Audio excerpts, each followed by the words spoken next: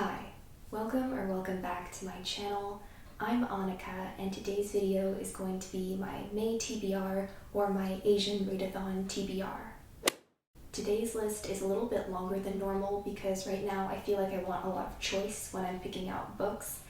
And so there's a lot of fantasy on this list. There are a couple of sci-fi books, there's a couple of thrillers as well. So hopefully I'll have enough books to choose from. First, I should go through the 5 Asian Readathon prompts for this year. The first prompt is to read a book by an Asian author. The second prompt is to read a book featuring an Asian protagonist. The third is to read a book by an Asian author in your favorite genre. For me, my favorite genre is high fantasy, my second favorite genre is more like low fantasy, urban fantasy, and my third favorite genre is literary fiction. So I'm hoping to get all 3 of those into my TBR somehow. 4 is to read a nonfiction by an Asian author, and 5 is to read something by an Asian author that is not US-centric. So with all of those prompts, let me get into my TBR. The first book that I will be reading in the month of May is These Violent Delights by Chloe Gong. This is my book club's pick for April, so I'm going to be reading it in the first week of May so that I can have it ready for the live discussion. This is a Romeo and Juliet retelling set in 1920s Shanghai, so it's historical and it has elements of fantasy as well.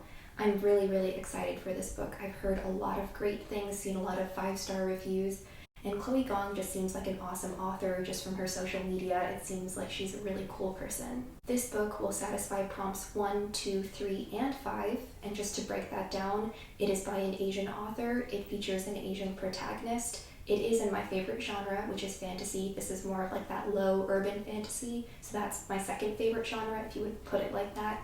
And 5 is this is not US-centric since it's set in China. The second book that I have on my May TBR is The Burning God by R.F. Kuang. I had wanted to read this in the month of April, but just life happened. There was so much stuff happening.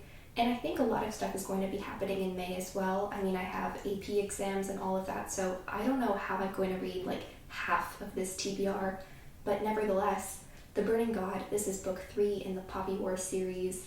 The Poppy War series is one of my favorites. I loved book 1, loved book 2, and in April I did read The Drowning Faith, which I also just loved so much, and I'm really excited to see where this conclusion will go. I know my heart is going to be broken because it's just going to be so emotional. And this book also satisfies prompts 1, 2, 3, and 5, and for 3 I've actually one-upped the prompt because it's not only my favorite genre, but it's also my favorite age category because this is adult high fantasy, and it's part of my favorite series, or one of my favorite series, so I feel like maybe I've actually 2-upped the prompt. Next up is Jade City by Fonda Lee. I picked this up while I was book shopping with a friend. This is a fantasy book about blood feuds, politics, magic, and kung fu, and it sounds absolutely incredible. I've seen some really great reviews for this one as well, especially in how jade is used as part of the magic system. I've seen that complimented quite a lot. I don't know where this book is set. I mean, I know it's a fictional world, but I don't know where it's based off of, so it could be based off of China or something like that, but I'll have to wait and then read it and then see if it satisfies prompt 5 or not. Next up, I have a couple of YA fantasies. The first of these YA fantasies is Spin the Dawn by Elizabeth Lim.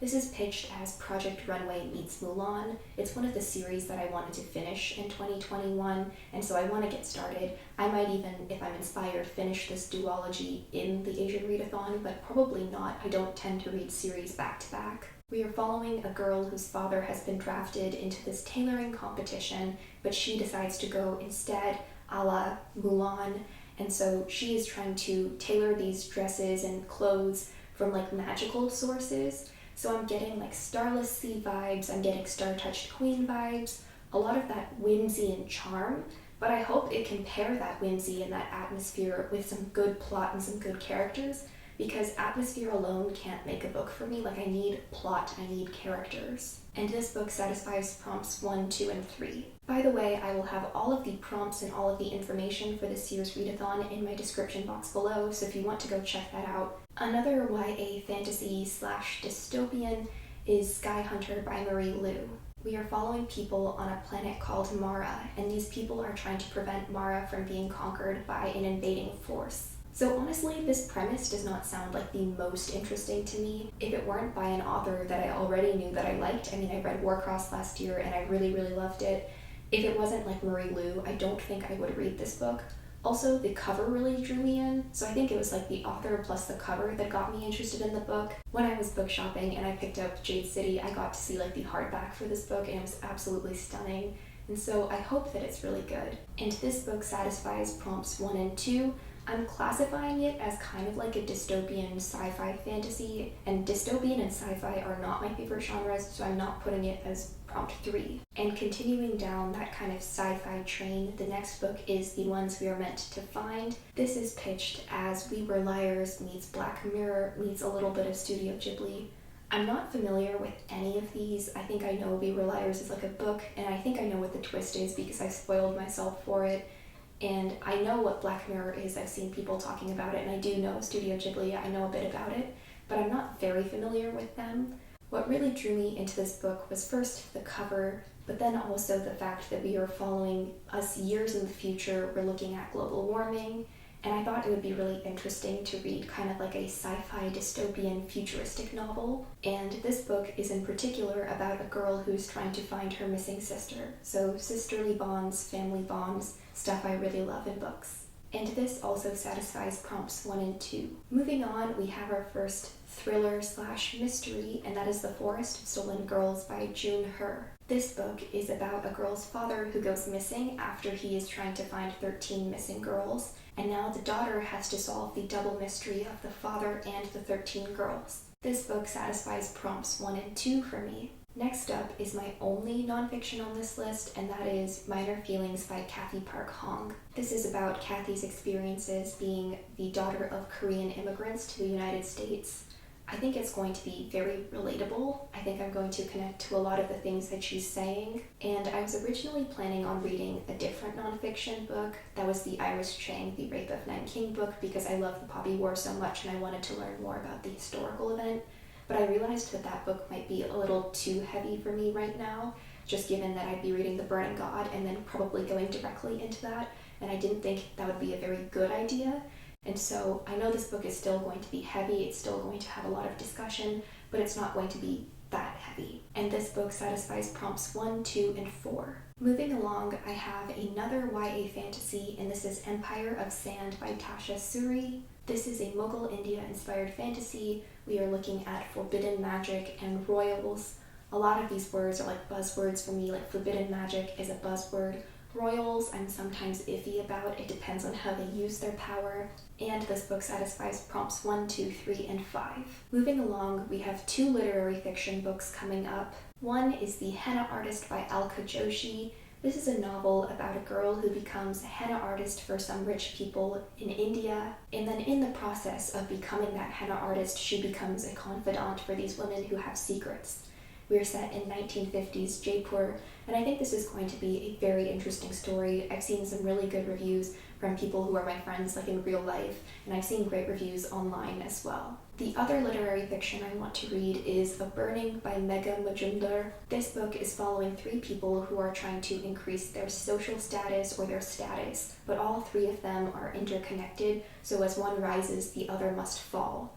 So this sounds like the exact type of book that I like. It's all about these relationships between these people who can't get along together, but then they have to kind of work together. I don't know exactly what it's about, but I think it's going to be something that I very much enjoy. And again, this book satisfies prompts 1, 2, 3, and 5. 2 more books left, and that is 2 more YA fantasy.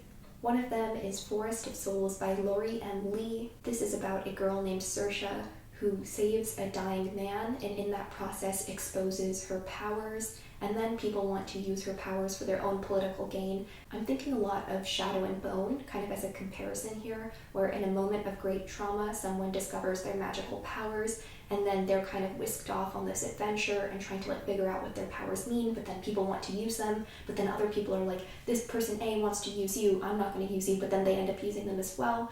So I think that could be really interesting. I've heard mixed things about this book, but I am still really hopeful because the magic system sounds pretty interesting. And finally, we have We Free the Stars by Hafsa Faisal, and this is the sequel to We Hunt the Flame. I believe this is a duology, so we'll actually be done after this book.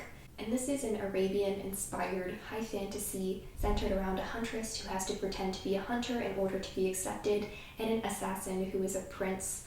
I enjoyed book one. I read it as part of my Can We Trust TikTok recommendations vlog, and I had good thoughts about this. I did enjoy it, and I think that some of my qualms with the first book can actually be improved upon in the second book, just that Hafsa Faizal is no longer a debut author. This is her sophomore novel, and so I think that it can be really great. And that is my May TBR. There are so many books on this TBR, I don't think I'm going to be able to get to all of them. So please comment down below if you have any suggestions for books that I should start off with or books that I should prioritize, or if there are books that are not on this TBR that you would recommend to me, books by Asian authors or featuring Asian characters. Make sure to like, subscribe, and turn notifications to all. Thank you so much for watching, and I will see you when I post next.